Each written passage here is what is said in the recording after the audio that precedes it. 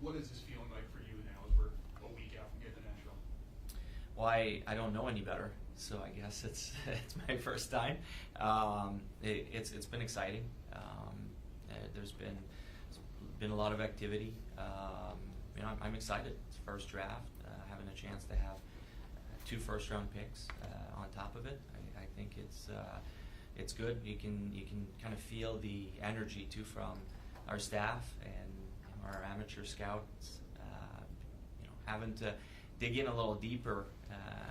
You prepare going into it, thinking about the 7th pick, but now all of a sudden, you're telling them, well, you gotta know the list all the way down because there's might be something different. And then it was good because they got a little bit of prep. They were in town. We were together in Buffalo. They were in town after that, so it forced them to dig in a little deeper for their list, so you can find or feel the excitement on their part. Danny, did you reach out to get an interview with Matt Michkov before the draft?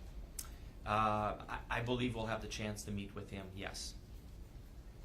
You mentioned the calls that are coming. Is there, with 7 and 22, it's some pretty good ammunition. Is there a chance you could move up, or if you do move, would it be more likely that you would move back and sort of stockpile? Honestly, everything's on the table. We've had discussions in both directions. It would kind of have to make sense. I guess for both sides, whoever's involved.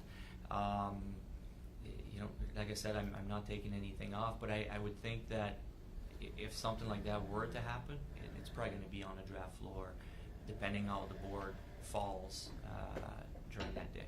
Just the way it always works. We have layers of players at certain levels. Obviously, the players fall into a point where you think you have a chance to move up, and you feel the price is worth it to move up, then we'll try it. Again, our list falls quickly, and we feel we can move back and potentially get the same player a little bit later, then we'll try to do that. So that's what you're trying to do and trying to evaluate on the draft floor. Right, there's a lot of excitement around this draft, not just because of the top guys, obviously, but just in general about the depth. I guess, what's your evaluation of the draft? Do you agree that this is a stronger than average draft? And if so, where do you see kind of the drop-off where it becomes more of a normal group? Well, I think it's pretty well known at the top of the draft. Obviously, you have some elite players, but it has been known as a deep draft. I think you go right through the 2nd round. I think there's different layers that we've identified. Like I just said, there's different layers as far as guys that we feel are potentially top 6 forwards or whatever. There's players that we're confident are going to play but might not have the same ceiling. So those are all the things we evaluate. But it is a deep draft, I think, and we're confident we're going to get a good player at 22. And if we add more picks, we're confident we're going to get some good players there throughout the early rounds. And again, our guys spend a lot of time trying to identify guys for late round picks as well. So. The buzz around the draft is it's a lot of quality forwards, some quality defensemen, maybe not as many as the forwards. Yeah. When you factor in though some of the Russians beyond Michkov, a couple of them are defensemen, maybe a forward or 2. Do you feel that there's sufficient depth throughout the top round that you feel comfortable with being able to get a quality player pretty much wherever you might be picking beyond? Are you talking specifically defensemen or for? Oh, well, just in general. Yeah, I mean, one of the questions is about defensemen, but let me phrase it better.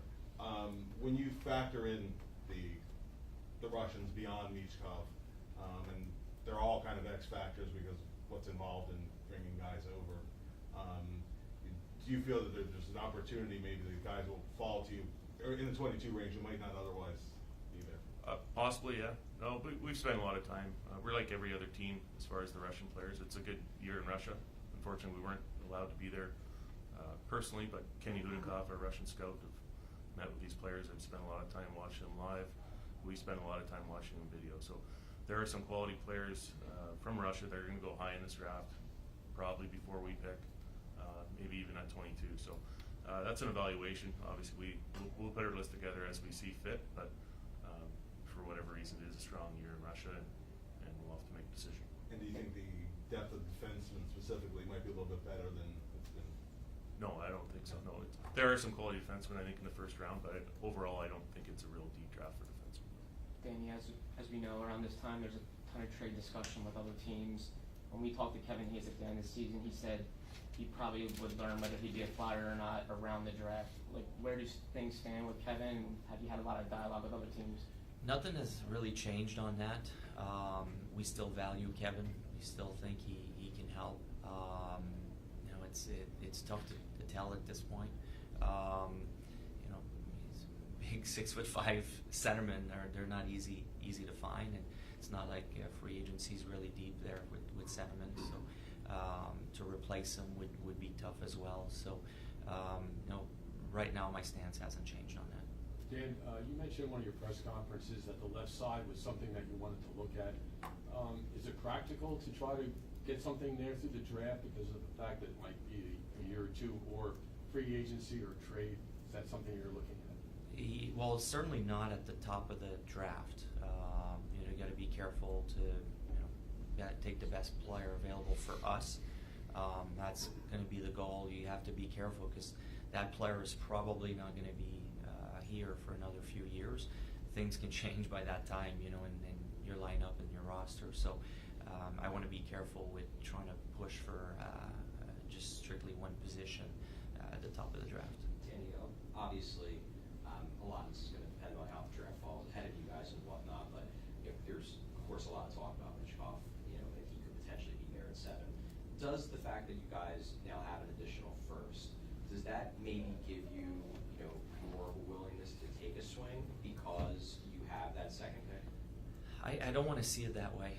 I still want to take the best player available for us at that moment, not thinking, okay, now because I have that other pick, it changes what I'm going to try to do.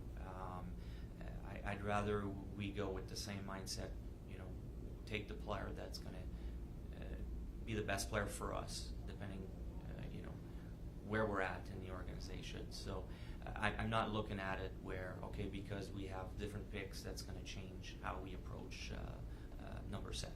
I guess kind of as a follow-up to that, you guys historically, you know, regardless of the GM, have been a pretty intangible focused organization in the draft in terms of valuing character, in terms of valuing the personality of the player. Mm-hmm. With Takeoff, you really, by your own admission, haven't really had a chance to speak with him to the depth that you would normally at that, you know, especially high up in the draft. Yep.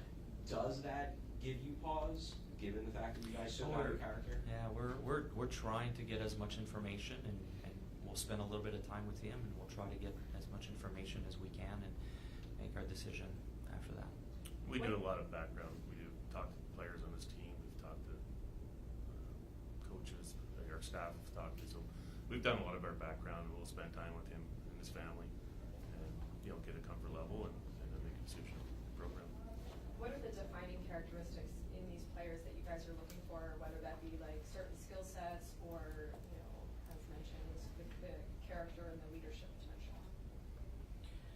Well, we want the 6'6" centerman that can skate like the wind, hit everybody on the ice, and score 50 goals a year. There's not too many of those, but you know, hockey sense is an important one for us. Character is an important one. You know, you could go down the list. There's lots of traits, and there's no perfect player out there. So you try to find the players that maybe have the most of those traits. It could be physicality, speed, are important. Hockey sense. We talked about skill level. Character is a big one. And we're at the obviously kind of I wouldn't say the start of a rebuild, but we're pretty early on in our process. So there's a lot of things that we need. That's just a reality. So we'll try to find the best player for us at that spot. Along with that, a lot of the additions that you've made recently have, in my opinion, focused a lot on the development of a player and making sure that they have all the tools that they need in order to maximize their potential. Do you see that as another way to look at these players and not only identifying their strengths but their weaknesses, and knowing that you have the resources within your own organization to help turn those into strengths? Yeah, I feel that the draft for us is going to be critical, and the next step of that is player development. And we've had a lot of people there to help in that department. That it's something we take very seriously. Try to help players become the best players they can be. So adding Patrick Sharp and John LeClair, they're going to have a big say in that. And I'm really excited about those two guys coming aboard to kind of show what they've been through. And you know, they've had an interesting career path. You know, I had the chance to see John LeClair myself as a young boy in Montreal when he started, and it wasn't an easy road for him. Yeah, he won the Stanley Cup early, but they were pretty tough on him, and you know, he gets traded to Philadelphia and became a superstar here. That was pretty cool to see. Look at Patrick Sharp, what he's been through early in his career. I think that's tremendous experience that they'll be able to share with our young guys. They haven't had the cleanest and easy path to winning Stanley Cups and being star players. So I think it's pretty cool that they'll be able to share that with young players. Danny, as it stands right now going into the draft, you're set to pick at number 22, and then you don't pick again until number 87. Do you have any aspirations of trying to pick up some picks in that? We'd like to. Yeah, we'd like to. That's not a secret. We'd like to add, and like Brad said, there's some depth in this draft. So if we have the chance, yes, we would like to add in that gap between 22 and 87.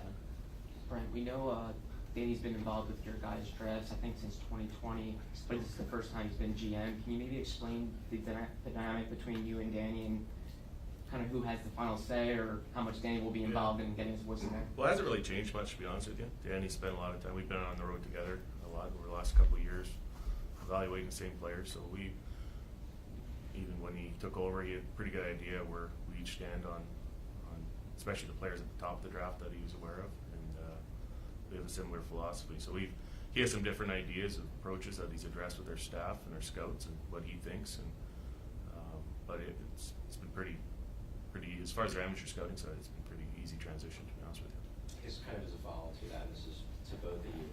Over the last few drafts, there has kind of been, and Brent, you spoke to this, it's kind of been a little bit of an organizational pivot in terms of taking maybe bigger swings. You know, Cutter Gauthier is a really high upside player. Even Samu Kamala, you know, with the skating ability, has high upside. Are you guys still maybe leaning towards that? You know, looking to maybe take a little bit more risk to potentially have the higher reward? In some cases, yeah. I think you got to measure it. It depends where you pick too. I think there's certain players that depends what the risk is. If the risk is character and lack of drive or lack of compete, that's a big risk for me. And those are risks that tend to work against you down the road, even if they do play. But the risk, if it's just a player needs to get stronger, or there's skating issues that our staff feel like it can be addressed, or whatever the issue is, that's a thing that we can help with and fix. Then we're willing to take those swings if we think the ceiling's that much higher for a particular player. Right, Connor Bedard's side, can you talk about the strength of the WHL class this year? Yeah, it's actually it's been a good year out there. There's goaltenders, there's a couple defensemen, there's some centermen. You know, between Jagger, Danielson up the middle, then you got Molendyke, you know, Bjarnason and Nat, Honzik is a big Czechs playing out there. So it's a good draft. It's been a good year for the West, and they're spread out throughout there. So we spent a lot of time out there in the prairies. Brent, there's 4 kids in the U.S. national team program that can go in the top 15 even. When you look at where those guys project, and the 2019 group is sort of the class for that program, do you project, you know, these guys in this year's group, if we're talking 5 years from now, do they project to be at that level of like a Zegras, a Caulfield, a Boldy, a York, you know, or will they be close to that if they continue on their progression? Possibly, yeah. They're different players. I guess this group is probably a little smaller, you could say, except for Hughes. But this group is, you know, that line especially has been dynamic. They've torn apart the USHL. I think they've all broken records, I think. So, and each are different. Burrow's an elite hockey sense guy. Dog's not a very big body. Smith is highly skilled, makes plays, sees the ice so well. Leonard's more of a power guy, but drives. He's got skill himself, speed. And Moore's on a second line, which normally a lot of years he'd be a first line center. So it's just the way it is. But it was an exciting group, and you know, obviously it's fun to evaluate top players like that. So. But to compare, that group is pretty special. Is there a danger in overvaluing small sample sizes? Like the under 18s, be high profile. so it Yes, tends to get I'll more- answer your question, yes it is. Going back to that line you mentioned for the U.S. Athlete Development Program, obviously you guys aren't gonna give away your secret sauce here, but Yeah. what's the risk there of, maybe it turns out that two of those guys were really carrying the line and one of the guys is a passenger, and how do you guys try to determine, whether maybe one of those guys is overrated and one of those guys might be underrated and whatnot? Well, in some cases, I think you're referring to Leonard probably, but you watch games when he's on a different line, and see how he drives the line. In other cases, you watch, we've seen these kids for, not just this year, these kids have been high-profile players for a few years now, so they've been on the radar. But again, you see when Leonard is playing with Moore, or you see when Pearl's on a different line, we've seen these guys. We have guys almost at every game there. It's just one of the most over-scouted teams in the history of hockey, probably. I'm curious, obviously outside of the top 2 or 3, all these guys are gonna go back for another year, junior college, whatever it is. But what's the logical time frame, especially with number 7, that you can see whoever you get in a Flyers uniform? Do you want somebody who could be more ready in a year, or are you okay with they go like Cutter's doing 2 years, 3 years, maybe college? We want the best player 3-4 years down the road. No, Dan, I'm not going to speak, but I think we're agreeing on that. It's not a rush as far as who's going to be played first. There's a lot of guys that'll play sooner, but who's going to become the best NHL player is our focus. I agree with that. It's about the development of the player. I'm not worried if it's 3, 4, 5 years down the road that they become the best they can be. I'm not worried about next year or the year after. In an ideal world, would you guys like to pick one goalie somewhere along the way?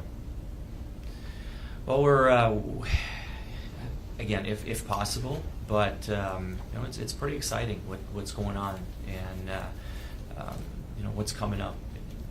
Not just with the Flyers, but the farm system too. We have some good goalies coming up, guys that could turn out to be high end. So we'd like, if possible, to find another one and keep growing that. But I don't think in the past that's always been a strength, Flyers. So it's exciting knowing that we have some prospects that could develop into really high end goaltenders. In saying that, it's a pretty good goalie draft. There's depth at the goaltending position. I think you'll see as soon as the first one goes, there's going to be a string of them go. But there is some depth in that position, and typically we've always tried to take a goalie. Now if they all go, then you're not just drafting a goalie to draft a goalie here. But there's some depth, so I would assume at some point we have a chance to get one. For Danny or Brian, I know it's best player available pretty early in the draft for you guys, but is there an area maybe you guys want to replenish a little bit later in the draft? Like we said, we got some bunch of different positions. We're not that deep in any position. At right wing, I guess you could say that we have depth, but again, there's some quality players, and if it's the best player significantly, then we'll have another right winger. But we have some holes to fill, and we'll evaluate that. It's always if it comes and the players are equal and our guys are 50-50, maybe we go by position, but we do our list and try to stick by it as best we can. And we have to be careful too. Again, we discussed that earlier about 3, 4, 5 years down the road, the roster is going to be completely different. So you have to be careful diving into that too much. Can you guys share a little bit of what's going on behind the scenes and the conversations that you guys are having with your scouts? Is this like multiple times a day they're like, hey, listen, I think we need to like move this guy on our list, like that kind of massaging of your list? Yeah, no, we had it's a little longer. We decided to do our final meetings right after the combine, just so you didn't have to go back and forth from Europe 4 times. But they spent the whole week together in Buffalo and the whole week last week here, and it got fairly heated there. I think I had to shut it down the last day just to get everybody away from each other. Take a few days, take the weekend to come back. So then I spoke to pretty much every other day. I've spoken to guys, and they want to tweak certain things, and there's certain things I didn't like at the time, but you let slide, and then I can adjust it as we want to. But just the way it works, and we'll continue to discuss certain players and right up until the draft. But our list is in pretty good shape right now, and I think there's probably, I'd say 90% complete, and then I think there will be some tweaks through some final interviews, and also just some last minute information sometimes, or just strong feelings. Especially some of the guys in the later rounds that we want guys that really want to fight for somebody. I don't want to just take a name just because he's on your list. Like if someone needs to have some passion about the player. For me, when you're drafting a player late. How much Few more can that questions? list change in this last week? Right? It's like, How what much sort will of- how much can it, what sort of information is going to change something? Sometimes it's off-ice scenarios. Sometimes it's injury related. We'll get further. We find out certain things at the combine or through when you get MRI information for our doctors, and they express concern or green light it, whatever. But there's also some, our strength guys. They spend a lot of time watching all the workouts up there, get all the data, and they run it. They have some concerns about certain body types of certain players, whether they can get stronger, gain weight, who are great athletes, who aren't. And we're drafted, we're not the NFL, so we're drafting kids when they're 17, 18 years old, and you've seen them all, some of these kids they're boys. So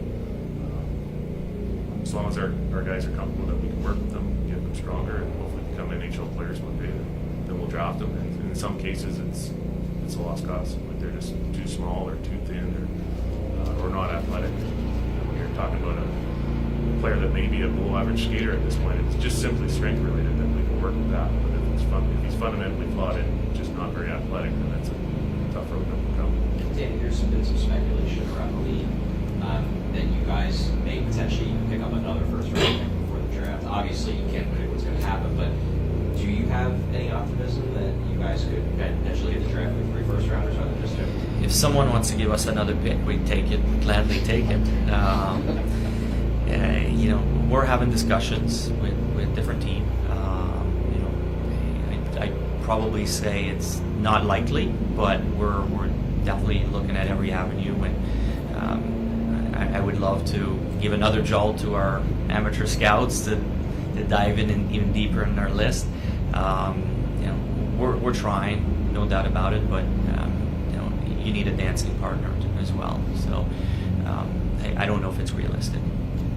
You mentioned that your roster needs 3-4 years from now might be different than the ones that you have right now. So when you do have a tie, for example, if you have a player rated similarly in terms of just pure skill, how do you go about kind of rating positional needs? Are you looking now, or are you looking ahead? Especially early on, I think we will dive deeper and deeper and deeper into it, try to find, we'll ask our guys to find something. There's got to be a difference somewhere. So it's kind of go back to videos, to their charts, to the interviews. So you try to just get deeper into those 2 players and find the one trait that can make the difference. That's kind of my approach with it, more than, especially early in the draft, more than the position that they play. So that's like last resort. I would prefer that it doesn't come down to just position. I'd rather have our guys find a trait that separates the 2. And you've mentioned being open for business and willing to listen on anyone. Did you notice a considerable uptick in phone calls once you said that, like in terms of interest on your players? I've seen an uptick probably this week. I think it felt like the guys are getting down to business a little bit more, getting inside what the 10-day window to the draft. So I'd have to say this week was probably a time where I started getting more return calls. Thanks, everyone. Sure. Zachary, you have your tickets? Did you pack your tickets for the draft? Too big? They're too big, huh? We got to get you better samples. So we'll see you over there. You ready to go? Okay. All right. Good seeing you.